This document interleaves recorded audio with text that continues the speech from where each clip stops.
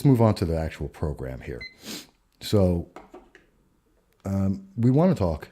There's been a lot going on, and since the weekend, I haven't been here, but something that keeps driving me crazy all the time. My real objection is that I don't think political correctness works. I want to get to the Golden Hill, but I don't think that's the way to get there. I believe one of the greatest human failings is to prefer to be right than to be effective. And political correctness is always obsessed with how right it is without thinking of how effective it might be. I wouldn't class myself as... Okay, and for those who are not familiar with that, that's the monk debate that took place in Canada. Stephen Fry, a well-known member of the left, maybe even the far left, depending on how you define it, and even he himself would define the far left viewpoints that he has, talking about one of the key problems we see in politics, not just in Canada, but here in the United States as well. A very big push by the left, even the fringe left especially, to always be right, that they believe they are right. Our good friend Alexandria Ocasio-Cortez believes in being right rather than being factually correct, informationally correct, rather than having evidence and facts and truth. She wants the subjective moral truth, her feelings. And that's what we hear a lot throughout all of the left. We hear them talking about how they feel, how you should feel, that you should do things based on the way they feel you should vote. You should support their feelings, not the facts, not the evidence, just the feelings. And that's kind of troubling. It really terrifies me. It makes me very scared. Because when we hear things like that, that's when we start seeing certain things. And I'll give you an example. We saw this. This is an article from the New York Times. And it was, should a white man be the face of the Democratic Party in 2020? And they're talking about Bernie Sanders. They're talking about Beto O'Rourke. They're talking about Joe Biden, Eric Swalwell. These are problems. Because that's identity and gender politics. That's separating people by micro categories. Because Joe Biden, Bernie Sanders, Beto O'Rourke, or Robert O'Rourke, he's a fake Hispanic, Eric Swalwell, they're no longer individuals. They're no longer men. Even Pete Buttigieg, they're not people, they're categories. Pete Buttigieg is a gay man running for president. Bernie Sanders is a millionaire old white man. Joe Biden is a creepy old white man. Beto O'Rourke is a fake Hispanic. He's running away from the fact that his name is Robert. He is a white man, pretending to be a Hispanic man to gain votes. This is troubling. And I mean this, I'm not a Democrat. I'm a Republican. I'm a conservative Republican. And I am worried for the Democratic Party when you see this kind of division, that they no longer are individuals. I don't agree with any of their policies or their politics, but I am troubled that they can only be seen as the color of their skin, the gender they are born with, the wealth or success that they've had in life, or their sexual preference. That's not right.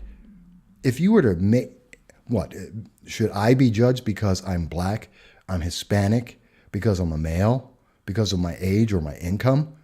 No. And if you heard anyone ever say, oh, you are simply black, or you're simply Hispanic, you're simply middle class or poor, would anyone accept that? We would be outraged. The media would be outraged. If someone went to Kamala Harris and said, oh, Kamala, you're just simply a black woman. That's it. You know, we're going to judge you just because you're black and a woman. And she's not black. She's a mixed race, but it doesn't matter. Then we would be outraged if someone said, well, just because you're a woman, like Kirsten Gillibrand or Elizabeth Warren, that's all you are. You're a woman. there would be outrage, massive outrage, and there should be, because it's belittling. It's defining a person not on the quality or merits of what they have done or not done, but simply because someone created a racial or gender profile and said, well, you checked off this box, and that's all you can ever be.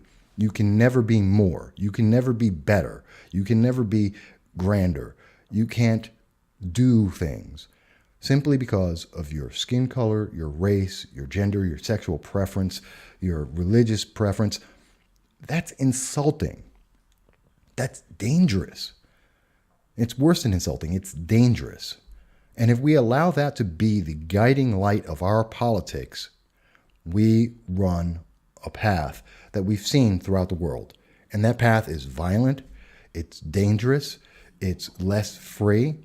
It does not help anyone. It will never help anyone. And we've seen that over and over again throughout history. You want to talk about slavery? That is slavery. And slavery, no, it's not the chains of slavery as we think of classically when someone says, well, slavery, chains, black people. No, there are more forms, the worst form of slavery. It's a mental slavery. It defines people, it limits people, it destroys them. It's this kind of cultural and societal, and I don't mean institutional, I mean individually. Because I don't believe in this institutional, that's just a whole, I'm not going to go into the microaggressions. I don't believe in that stuff. What I'm talking about is the mental slavery on each and every individual, that you are limited by yourself and their promotion, that you can never be more because they feel like you can't be more and that you can never rise up and be better than what they have defined you as. How dare they? How dare they say something like that? And I think every time I talk to rank and file Democrats, regular people, I hear it all the time. I don't believe that. I don't accept that. That they would never want to be defined because they're a male or a female, because of their skin color, because of their religion or sexual preference. Those are horrible things to define a person by because they have nothing to do with who the person is.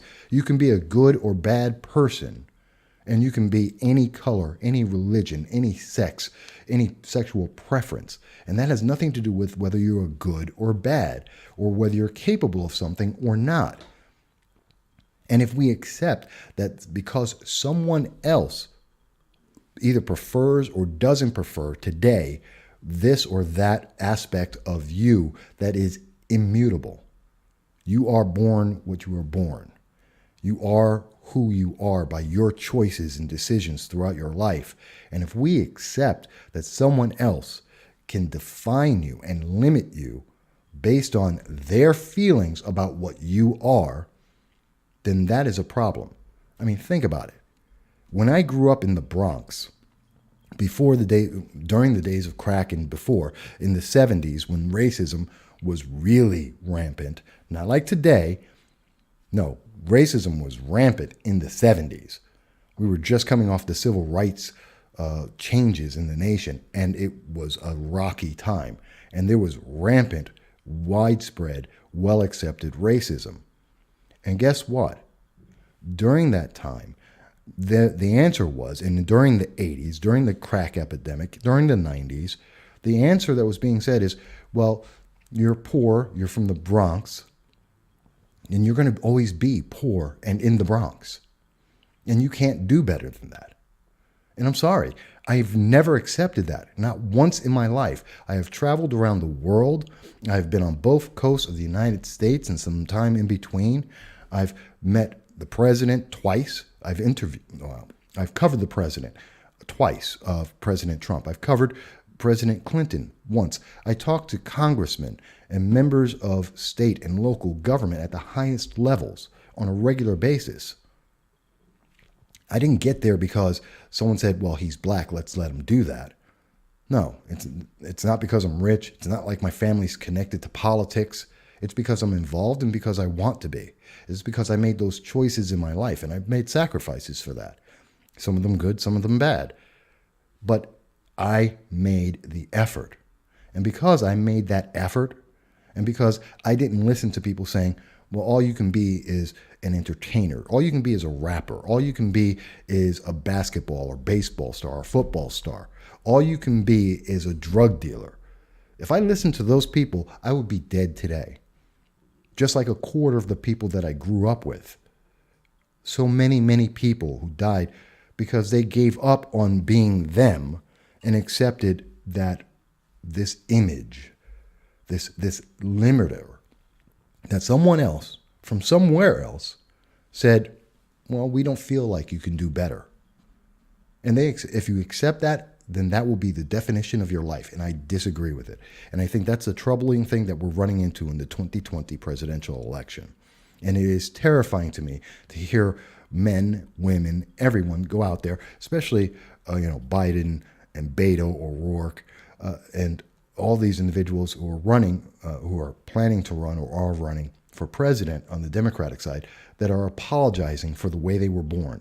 They're apologizing and hiding from the fact that they were white, that they're men, that they've had successes in their life. Why in the world would you ever apologize for that? Be proud of it. I don't care if you're white, black, Hispanic, you're a Muslim, you're a Jew, you're Christian. I don't care how rich or poor you are. Be proud of what you are. You can be gay, straight, queer. I don't care. It doesn't matter. That's your life. That's you.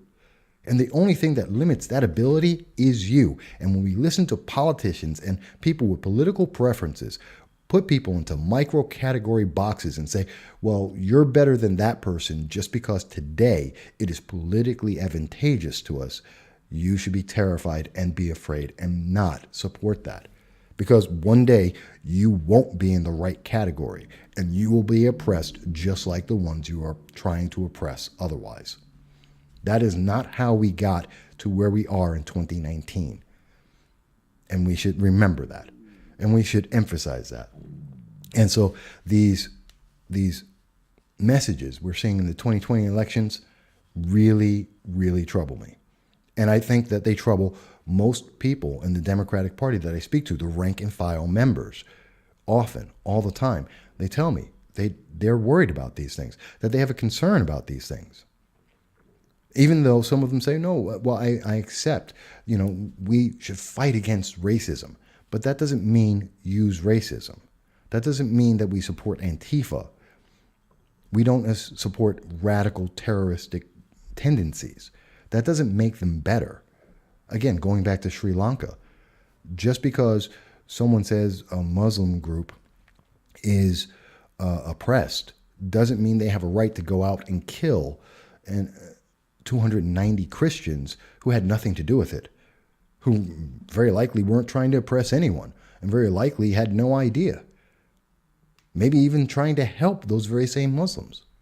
We don't know. They're individuals. They should be treated as such. And no one should oppress them or try to kill them just because they don't feel like they agree with them. That is troubling, because when you feel someone else is unworthy, that they're not human, they're not equal, for whatever reason you want to put out there, for whatever category you want to define them by, when you say that you feel like they are unworthy and they are unequal, guess what? That's how you justify going out and bombing people who are just trying to live their lives. And none of us agree with that, but the consequence is a straight line. If you define people by the categories that you arbitrarily place upon them and limit them and put those limiters on your view of them, then you have nowhere else to go but to treat them as inhuman at some point to some degree. And that's how you get fanatics who go out and bomb people and kill people. And that truly is terrifying. But let me take a moment here. We're going to take a quick break and come back, and we're going to talk about some of the politics in New York, politics, what we're seeing in this nation 2020 race, gun control, and also the upcoming speech that I'm going to make. So we'll go over all of that in just a moment. But we'll take a quick break and then we'll be right back.